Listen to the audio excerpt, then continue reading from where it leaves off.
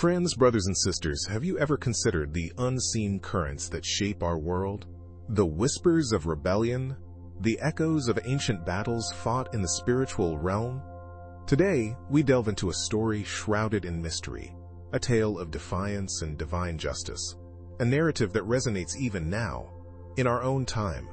We speak of the rebellion of the wives of the fallen angels, a story found in the ancient texts, a story that speaks to the very heart of our own struggles with temptation and the pursuit of forbidden knowledge. It is a story of immense power, of profound consequences, and a stark warning for our times. Think of Jeremiah chapter 1, verse 5. Before I formed you in the womb I knew you. Before you were born I set you apart. I appointed you as a prophet to the nations. God knew the path of each soul, even before their inception. But what happens when free will chooses a different path, a path of rebellion? What happens when the divine order is challenged? This is not a tale of mere angels and demons, but a reflection of the eternal struggle between obedience and disobedience, between light and darkness, between God's perfect plan and the seductive allure of forbidden knowledge. We will explore the active role of these women, not as passive victims, but as willing participants in a cosmic rebellion. They were not merely bystanders. They were descendants of Cain, actively seeking power and forbidden knowledge, choosing to align themselves with the Watchers, the fallen angels.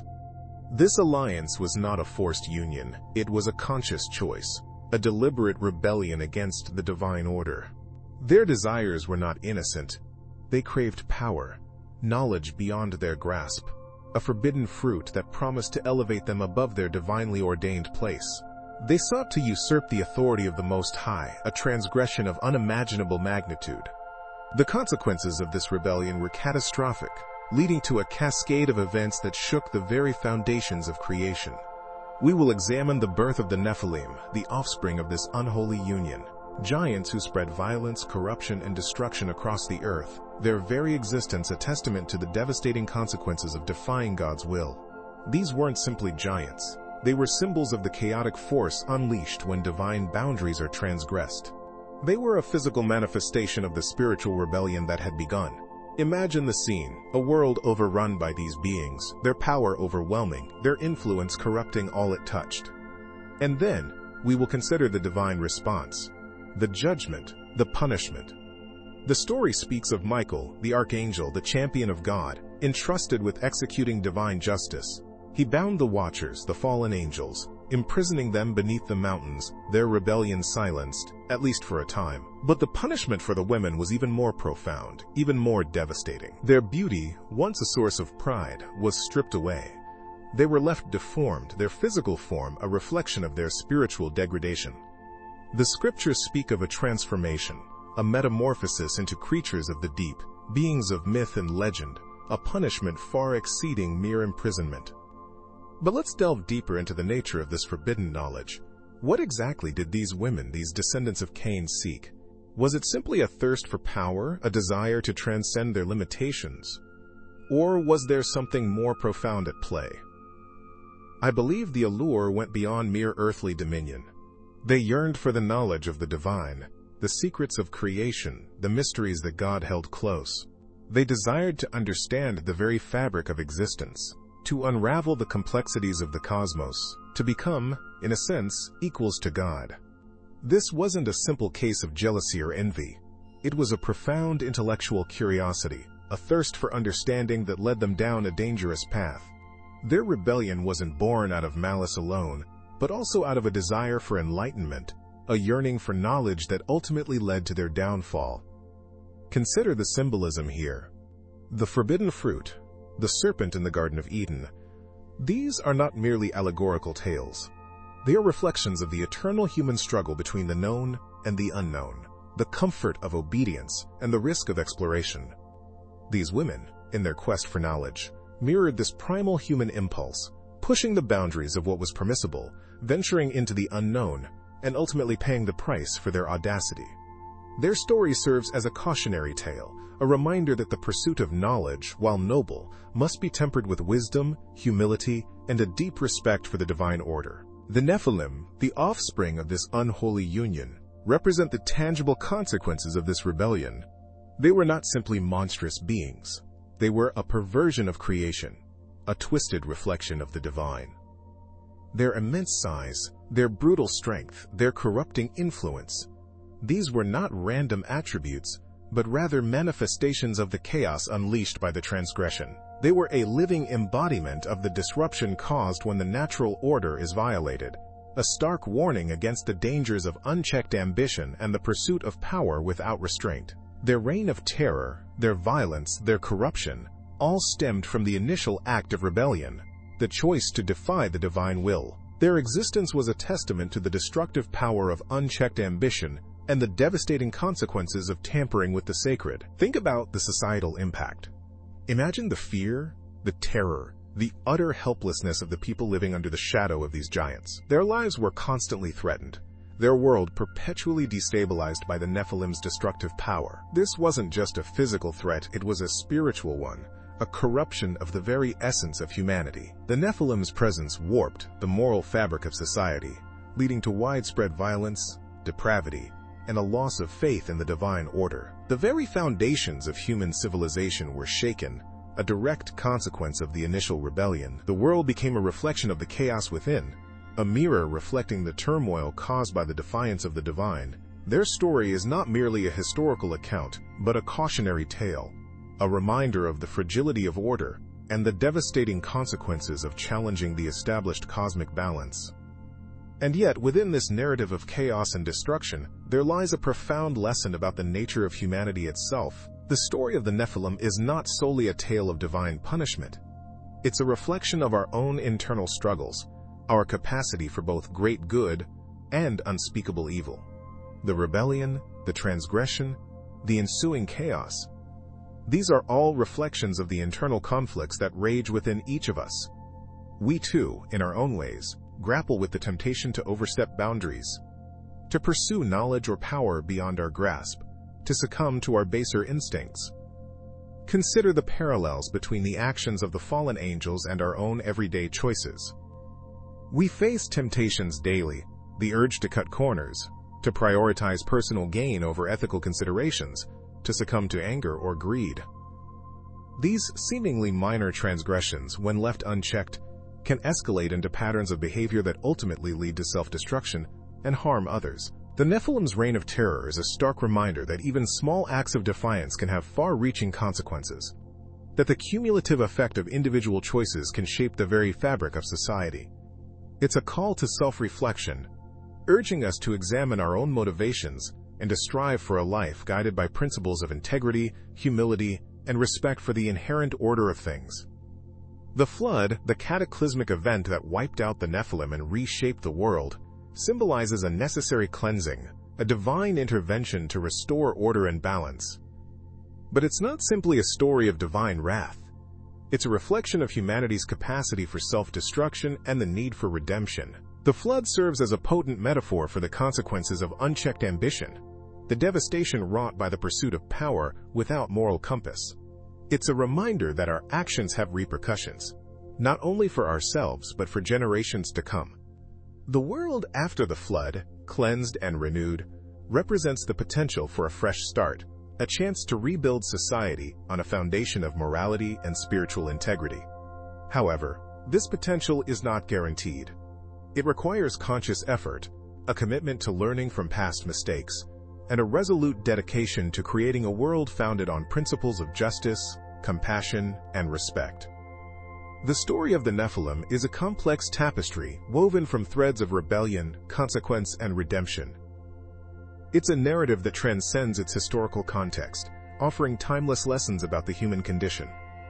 It is a story that continues to resonate because it speaks to our own internal struggles, our capacity for both great good and terrible evil, and the enduring need for balance, wisdom, and a deep respect for the intricate web of life that connects us all. The weight of their legacy should not be dismissed lightly.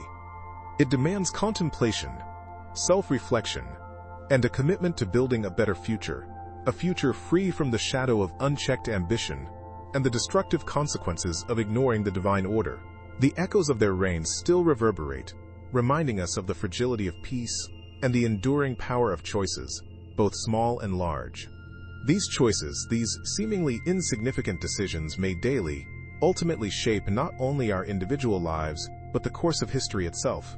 The potential for greatness or destruction resides within each of us, a potent reminder of the responsibility we bear in shaping the world around us. The tale of the Nephilim, therefore, serves not merely as a cautionary tale, but as a powerful call to action. So we've touched upon the cataclysmic flood, the symbolic cleansing, the fall of the Nephilim. But let's delve deeper into the specifics of their actions, the choices that led to such a devastating outcome. Their ambition wasn't simply a desire for power, it was a perversion of it. They sought power not for the betterment of society, but for their own glorification, a narcissistic pursuit of dominance that disregarded the delicate balance of the natural world and the spiritual realm. Imagine them, these giants, manipulating the very elements, twisting the forces of nature to their will, not for sustenance or survival, but for sheer, unadulterated power. This wasn't merely technological advancement, it was a reckless disregard for the inherent order, a defiance of the cosmic harmony. Think about the modern world. The parallels are striking. We, too, possess immense power, technological prowess that dwarfs anything the Nephilim could have conceived. We manipulate genetics, harness the atom, explore the furthest reaches of space. But do we wield this power responsibly?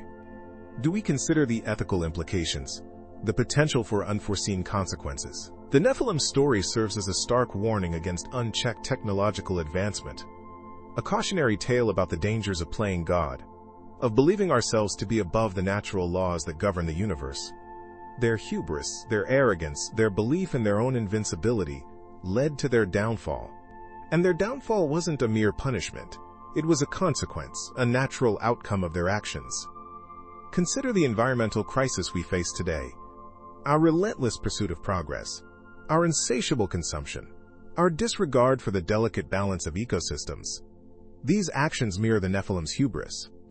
We too are manipulating the natural world, albeit in different ways, and the consequences are becoming increasingly apparent. Rising sea levels, extreme weather events, biodiversity loss. These are the echoes of the flood, a reminder that our actions have repercussions. The story of the Nephilim isn't just a historical account. It's a mirror, reflecting our own potential for self-destruction. But the story doesn't end with destruction. It's a cycle, a continuous process of destruction and renewal. The flood, while devastating, also paved the way for a new beginning. It's a reminder that even from the ashes of catastrophe, life can find a way to flourish. The survivors, those who heeded the warnings, those who chose humility and respect over arrogance and greed, were given a second chance, a chance to build a better world. Their legacy, their choices, shaped the future. It's a testament to the enduring power of hope and the resilience of the human spirit. This cycle of destruction and renewal, of fall and redemption, is a fundamental aspect of the human condition.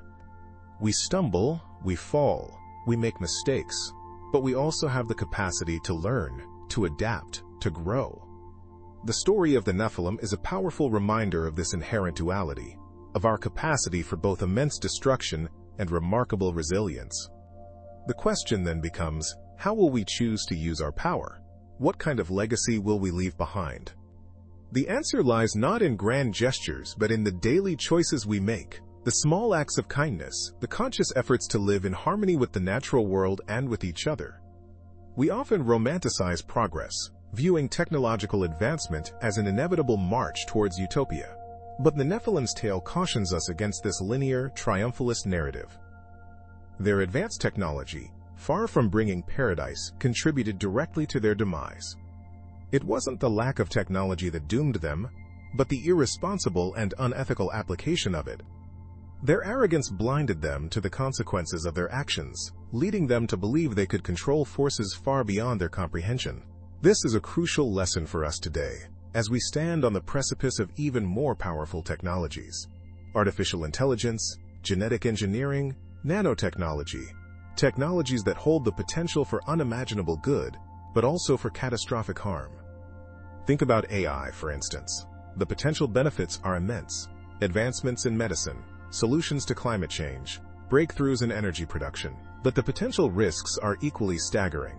Autonomous weapons systems, job displacement on an unprecedented scale, the erosion of privacy, even the existential threat of a superintelligent AI surpassing human control. The Nephilim story reminds us that technological power, unchecked by ethical considerations, can quickly become a weapon of self-destruction. We need to develop robust ethical frameworks, international regulations, and a societal consensus on how to responsibly develop and deploy these powerful technologies. We need to prioritize human well-being, environmental sustainability, and global equity above the relentless pursuit of technological advancement for its own sake. We must learn from the Nephilim's mistakes and avoid repeating their tragic fate. The story also highlights the importance of humility.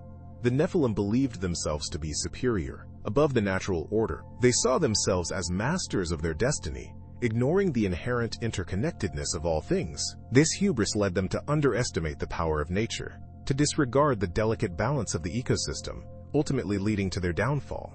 In contrast, the survivors of the flood, those who learned from their mistakes, embraced humility and respect for the natural world. They understood their place within the larger ecosystem, recognizing their dependence on it for survival. This understanding fostered a sense of responsibility, a commitment to living in harmony with nature, rather than dominating it.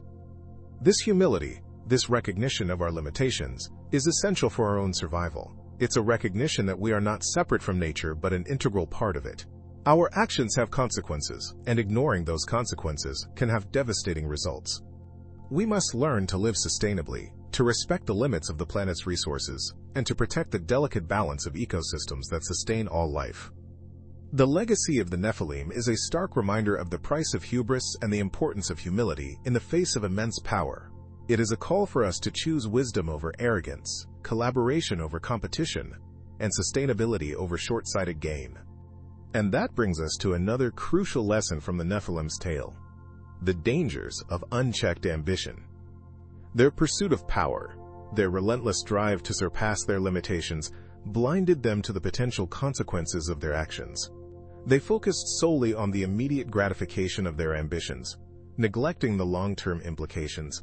This is a pattern we see repeated throughout history, from the construction of the Tower of Babel to the development of nuclear weapons. The desire for power, for dominance, often overshadows reason and ethical considerations. We see it today in the relentless pursuit of economic growth, regardless of the environmental cost. We see it in the arms race, where nations compete for military superiority, ignoring the devastating potential for global conflict. The Nephilim story serves as a cautionary tale, a reminder that unchecked ambition can lead to self-destruction. We must learn to temper our ambitions with wisdom, to balance our desire for progress with a deep respect for the natural world and the well-being of others.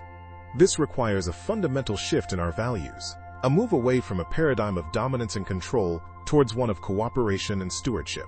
It requires a commitment to sustainable development, to creating a future where economic growth and environmental protection go hand in hand. This isn't about rejecting progress, it's about redefining progress. It's about creating a future where technological advancements serve humanity, not the other way around. It's about prioritizing the well-being of future generations, not just the immediate gratification of the present. Consider the impact of genetic engineering. The ability to manipulate the human genome holds incredible promise for treating diseases and improving human health. But it also raises profound ethical questions about designer babies, genetic discrimination, and the potential for unforeseen consequences. We need to approach these technologies with caution, with a deep understanding of the potential risks and a commitment to responsible innovation. We need to establish clear ethical guidelines, international regulations, and robust oversight mechanisms to ensure that these powerful technologies are used for the benefit of humanity, not its detriment. The Nephilim story reminds us that even with the best intentions, the pursuit of power without ethical constraints can lead to disastrous outcomes. The same caution applies to artificial intelligence. AI has the potential to revolutionize many aspects of our lives, from healthcare to transportation to education. But it also poses significant risks, including job displacement, algorithmic bias, and the potential for autonomous weapon systems to fall into the wrong hands. We need to develop AI systems that are transparent, accountable, and aligned with human values. We need to invest in education and retraining programs to help workers adapt to the changing job market. We need to establish international regulations to prevent the misuse of AI, particularly in the development of autonomous weapons. The Nephilim story is a reminder that technological progress, without ethical considerations, can lead to unforeseen and catastrophic consequences. We must learn from their mistakes and build a future where technology serves humanity, not the other way around. This requires a conscious effort, a deliberate choice to prioritize wisdom, collaboration, and sustainability above unchecked ambition and short-sighted gain. The future, like the past, is written not in destiny, but in the choices we make today.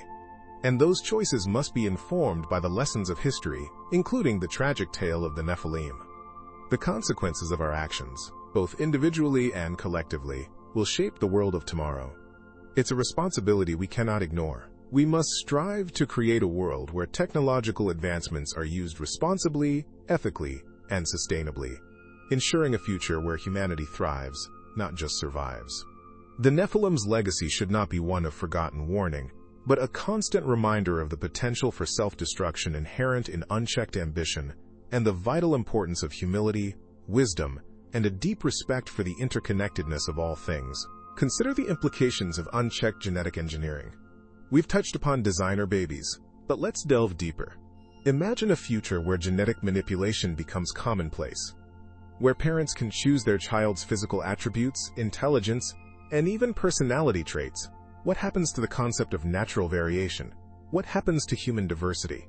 Will we create a society of genetically superior individuals, leaving behind a vast underclass of genetically inferior people? This isn't science fiction. It's a very real possibility if we don't tread carefully.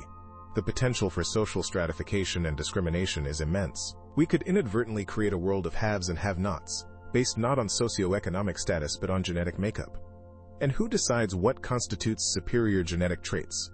Will it be based on arbitrary societal standards, potentially perpetuating existing biases and inequalities? These are complex questions that demand careful consideration and open public discourse. We need to engage in a robust ethical debate involving scientists, ethicists, policymakers, and the public at large to establish clear boundaries and guidelines for genetic engineering. Ignoring these questions is irresponsible. It's akin to ignoring the warning signs of a looming catastrophe. Furthermore, the potential for misuse of these technologies is alarming. What happens if these technologies fall into the wrong hands? Imagine a rogue state or a terrorist organization gaining access to advanced genetic engineering techniques. The consequences could be devastating. We need to consider not only the ethical implications but also the security implications of these technologies. Robust security measures, international cooperation, and stringent regulations are crucial to prevent the misuse of these powerful tools. We need to be proactive, not reactive. We need to anticipate potential threats and develop strategies to mitigate them before it's too late. The Nephilim's tale serves as a stark reminder of the dangers of unchecked ambition and the importance of foresight. Their story isn't just about hubris, it's about the devastating consequences of failing to consider the ethical and societal implications of technological advancements. We can't afford to repeat their mistakes. Let's also consider the environmental impact. The pursuit of technological progress often comes at a cost to the environment. The extraction of rare earth minerals for technological devices, the energy consumption of advanced computing systems, the pollution generated by manufacturing processes. These are all significant environmental concerns that need to be addressed. We need to develop sustainable technologies that minimize their environmental footprint and contribute to a healthier planet. This requires a shift in our mindset, a move away from a purely growth-oriented approach to a more holistic and sustainable one. We need to integrate environmental considerations into every stage of the technological development process, from research and development to manufacturing and disposal. We must strive for a future where technological progress and environmental sustainability go hand in hand, not at odds with each other. This isn't simply about preserving the environment. It's about ensuring the long-term survival of humanity. A degraded environment will inevitably lead to societal instability and conflict. We cannot afford to ignore the interconnectedness of technology, society, and the environment. The lessons from the past, including the Nephilim's cautionary tale, underscore the necessity of a balanced approach.